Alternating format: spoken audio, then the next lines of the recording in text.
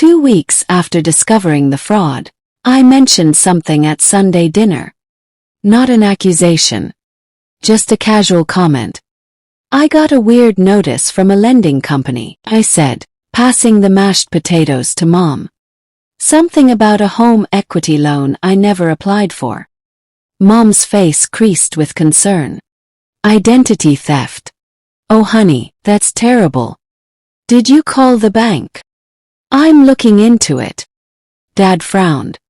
"Probably some clerical error. Banks mess up all the time." Claire, sitting across from me, laughed. "Jess, you're always so paranoid. It's probably just junk mail. You know how many scams are out there."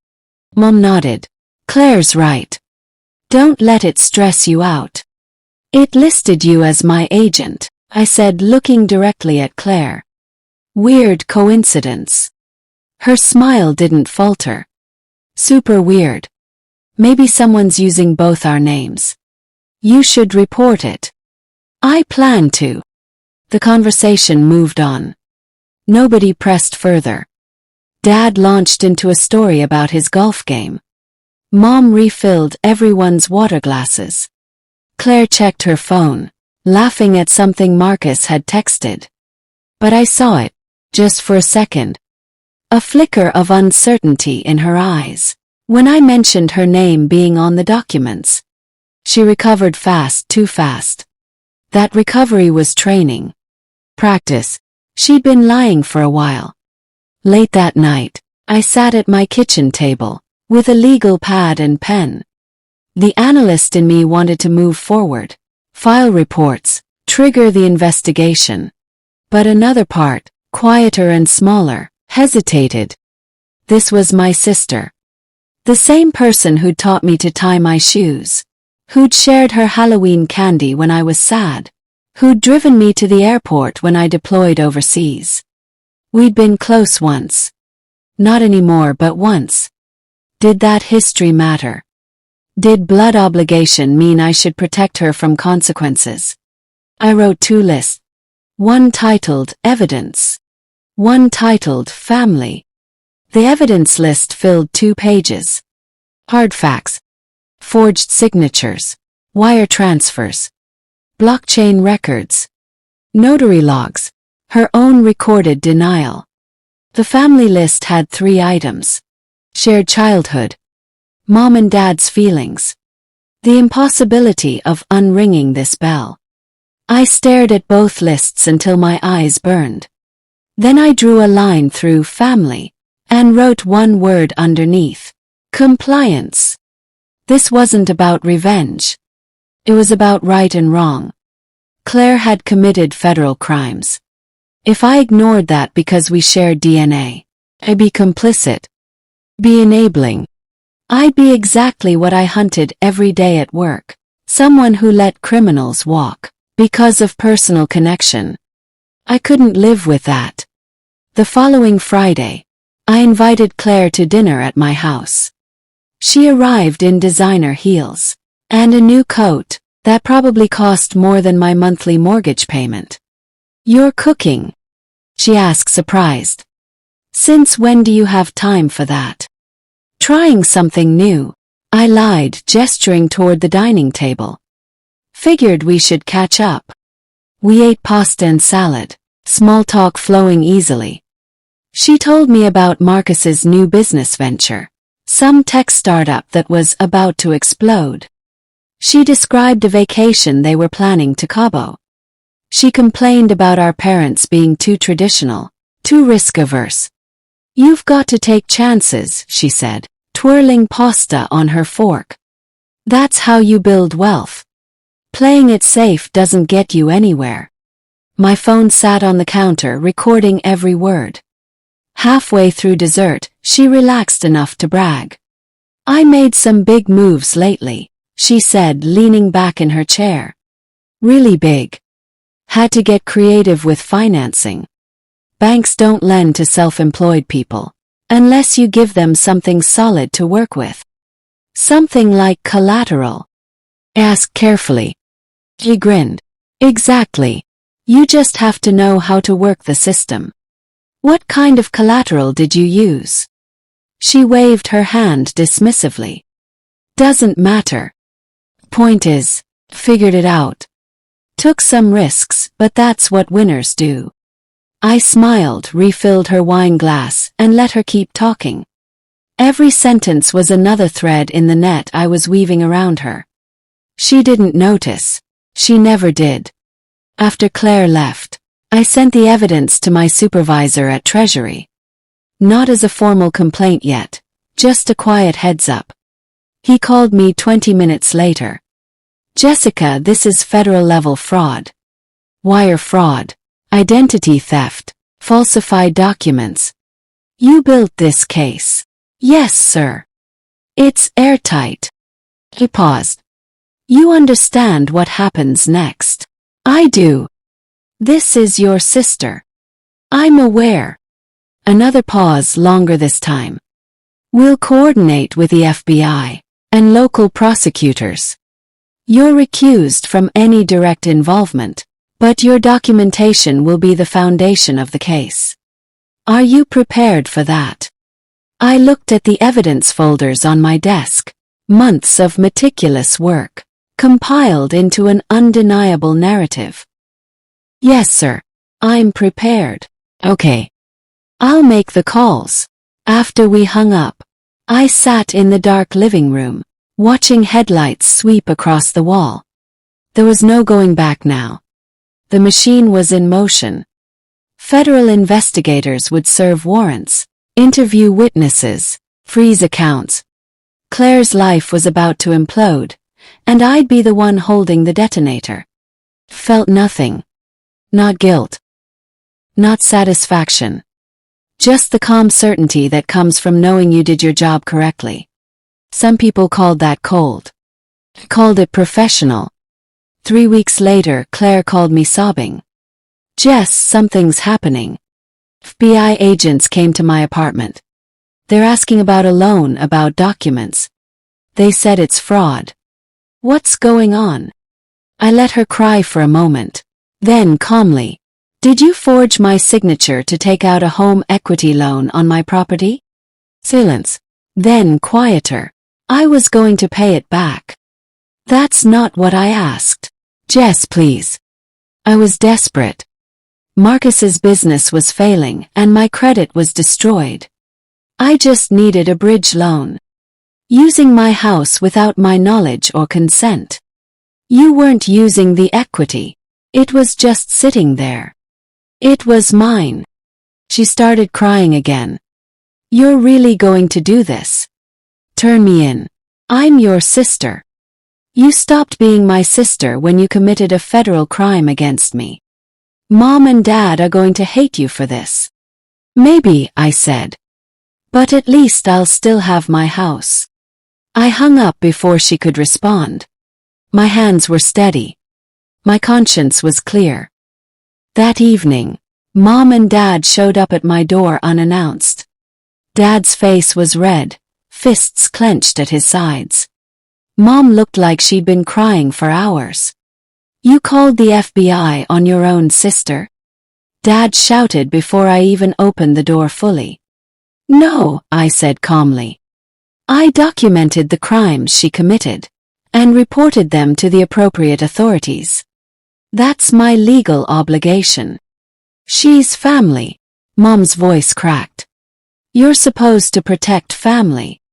She stole $100,000 using my name and my home. What part of that sounds like family to you?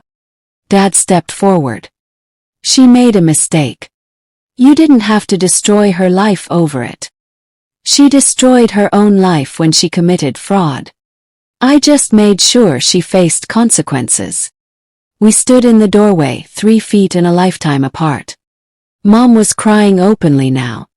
Dad looked like he wanted to hit something. I felt detached, clinical. This was always how it would go. They'd chosen their favorite long ago. You've always been jealous of her, Mom said finally. This is just revenge. I didn't argue. There was no point. I simply said, believe what you want. The evidence speaks for itself. They left without another word. The FBI arrested Claire 2 days later, outside her condo. I didn't watch, but I heard about it from my supervisor. She'd cried, insisted it was a misunderstanding, threatened to sue everyone involved. They'd cuffed her anyway, and taken her to the federal courthouse for arraignment. The charges: wire fraud, identity theft, mortgage fraud. 3 federal counts, carrying a maximum combined sentence of 30 years. The prosecutor was confident. My evidence was bulletproof. That night, I sat in my living room with all the lights off, watching the headlights sweep past outside. Red and blue flashing lights still played across my memory, though I hadn't actually seen them. I imagined Claire in the back of that federal vehicle, finally understanding that actions have consequences. Part of me expected to feel something. Guilt maybe. Satisfaction. Regret. But there was only quiet. The same quiet I'd carried my whole life. The quiet everyone mistook for weakness. Claire had made that mistake too. She'd thought quiet meant passive. Thought boring meant blind. She'd confused my stillness for permission. Now she knew better. Now everyone did. The trial took 6 months to reach court. Claire's defense attorney tried everything, argued family misunderstanding, claimed emotional distress, suggested I'd been complicit. None of it worked. The prosecution played the recording from our dinner. Claire's voice filled the courtroom, bragging about getting creative with financing, about working the system. The jury's faces hardened. They showed the forged signature, the notary's logbook, the wire transfer records. They displayed the blockchain evidence, showing her cryptocurrency purchases. They presented my timeline, color-coded and annotated, showing every step of her fraud. Claire's attorney called character witnesses. Our parents testified that she was a good person who made a mistake. Friends described her as generous and ambitious. Marcus claimed she'd been under financial pressure. But facts don't care about personality. Numbers don't lie. The jury deliberated for 90 minutes. Guilty on all counts. Claire cried when they read the verdict. She looked at me once across the courtroom, her face twisted with betrayal and disbelief. I met her gaze without expression. This was justice, not cruelty. She'd earned every second of what came next. The judge sentenced Claire to 8 years in federal prison. He ordered full restitution, $100,000, plus penalties and interest. He called her actions a calculated betrayal of familial trust for personal gain. You didn't just steal money, he said. You stole your sister's security, her peace of mind, and the equity she'd spent years building. This wasn't desperation. This was predation. Claire stood in her orange jumpsuit, shoulders shaking. Her attorney put a hand on her arm. The marshals waited nearby, ready to take her back to holding. Before they led her away, she turned to look at me one final time. No apology. No remorse. Just shock that I'd actually followed through. That the quiet sister had teeth after all. I watched her disappear through the courtroom doors. Years. She'd be 43 when she got out. Her credit destroyed. Her reputation ruined. Her freedom stolen. The same way she tried to steal my equity. The sentence felt proportional. Fair. I gathered my things and walked out into the bright afternoon, feeling lighter than I had in months. Mom stopped calling after the sentencing. Dad sent one email. We didn't know it was this serious. She said you'd worked it out. I didn't respond. There was nothing left to say. Claire's friends posted supportive messages on social media, calling the sentence excessive, claiming the system was cruel. I blocked them all. Their opinions meant nothing. The law had spoken, and the law was clear. At work, my colleagues treated me with careful respect. They knew what I'd done, documented my own sister's crimes, built the case that sent her to prison. Some probably thought I was cold. Others admired my commitment to justice. I didn't care about either judgment. I did my job. That's all that mattered. 3 weeks after sentencing, my director called me into his office. "You handled that situation with remarkable professionalism," he said. "The case file you built was textbook. We're recommending you to lead a new identity fraud task force. Promotion, more responsibility, higher clearance." I accepted without hesitation. "You turned personal pain into professional excellence," he added. "That takes real strength." He nodded. Strength, maybe. Or just clarity. I'd always known the difference between right and wrong.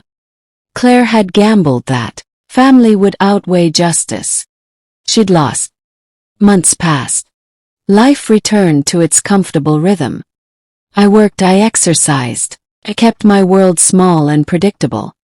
The quiet life everyone had mocked protected me now, anchored me while Claire sat in federal prison counting days. Sometimes I drove past my house, the one she tried to steal. Still stood solid and safe. Mortgage payments on time. Equity rebuilding. I'd refinanced after the trial, locked in a better rate. The bank apologized for the fraud, tightened their verification processes. My home was mine again. My credit was clean. My life was intact. I never visited Claire in prison. Never wrote letters. We had nothing left to say to each other. Mom sent occasional updates. Claire was taking classes, working in the prison library, getting her life together. I deleted those messages unread. Forgiveness wasn't refusal. It was release. And I'd released Claire the moment I compiled that first evidence folder.